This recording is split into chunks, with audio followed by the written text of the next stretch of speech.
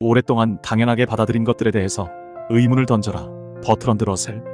버트런드 러셀은 영국의 수학자, 철학자, 역사가, 사회운동가, 평화주의자로서 다방면에 걸쳐 업적을 남긴 대학자일 뿐 아니라 말년에까지 지치지 않고 제1차, 제2차 세계대전을 거친 격동의 시기에서도 반전운동, 평화운동을 계속했던 인물입니다. 또한 분석 철학의 창시자이기도 합니다. 그의 명언에 대해 들어보겠습니다. One last question. Suppose, Lord Russell, this film were to be looked at by our descendants, like a Dead Sea Scroll in 1,000 years' time.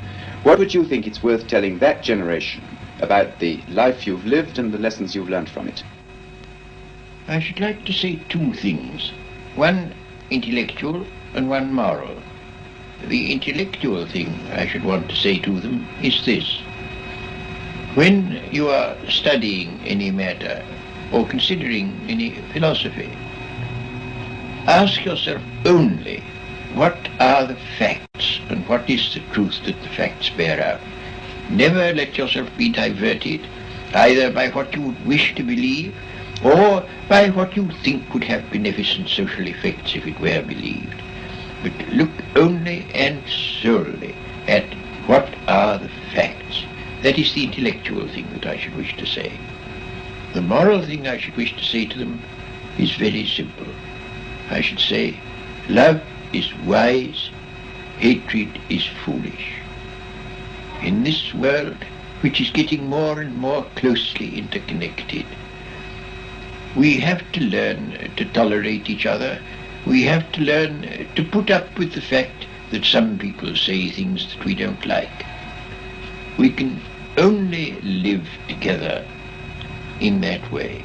And if we are to live together and not die together, we must learn a kind of charity and a kind of tolerance, which is absolutely vital to the continuation of human life on this planet. Lord Russell, speaking as of today, can you see the influence of any one philosopher more than any other one? Well, I suppose in recent years the most important influence has been Marx. If you can dignify him with the name of philosopher, I should hardly like to dignify him so myself, but I suppose he must count in the list, and he certainly has had more influence than anybody else.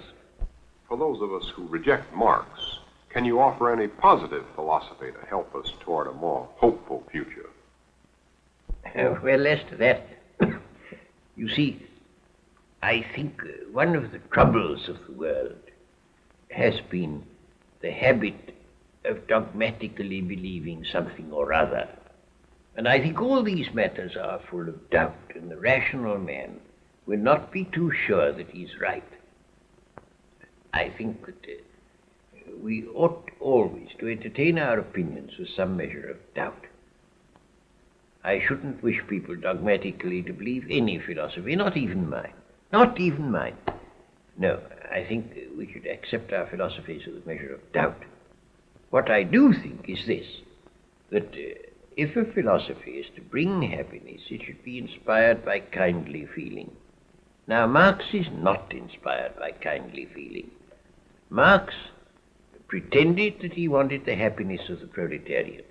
What he really wanted was the unhappiness of the bourgeois. And it was because of that negative element, because of that hate element, that his philosophy produced disaster. A philosophy which is to do good must be one inspired by kindly feeling and not by unkindly feeling. 쓸데없는 지식에서도 큰 기쁨을 얻을 수 있다. 나는 절대로 나의 신념을 위해서 죽지 않겠다. 왜냐하면 내가 틀릴 수도 있기 때문이다. 신경쇠약이 임박했음을 알려주는 증상 중 하나는 자신의 일이 엄청 중요하다는 확신이다. 과학이 지식을 제한할 수는 있으나 상상력을 제한해서는 안 된다. 세상의 문제는 바보들과 광신도들은 자기 확신이 지나친 데 비해 현명한 사람들은 의심이 너무 많다는 것이다. 도덕적 명사라는 이들은 자신의 인생의 즐거움을 포기하고 대신 다른 이들의 즐거움에 간섭하는 데서 보상을 얻는 사람들이다. 사랑을 두려워하는 것은 삶을 두려워하는 것과 같으며 삶을 두려워하는 사람은 이미 세 부분이 죽은 상태이다. 즐겁게 보낸 시간은 절대 낭비한 시간이 아니다. 노력과 변화 없이는 인간의 삶은 절대 좋은 상태를 계속 유지할 수 없다. 좋은 삶이란 사랑을 통해서 영감을 얻고 지식을 통해서 조언을 받는 삶이다. 솔직히 말하면 나는 공자를 별로 좋게 생각하지 않는다. 그의 글에는 예의에 대한 사소한 것들만 적혀 있고 그의 중심 사상은 사람들이 다양한 상황에서 올바르게 행동하는 것을 가르치는 것에만 집중하고 있기 때문이다.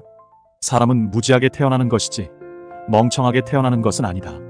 하지만 무지하게 태어난 사람들은 교육을 통해서 멍청하게 된다. 인간이 자유롭고 고상하게 사는 것을 막는 가장 큰 것은 바로 소유에 대한 집착이다. 삶에서 가장 배우기 힘든 것은 바로 어떤 다리를 건너야 하고 어떤 다리를 불태워야 하는지이다. 전쟁이란 누가 옳은가를 결정하기 위한 것이 아니다. 전쟁이란 누가 마지막까지 살아남을 것인가를 결정하는 것이다.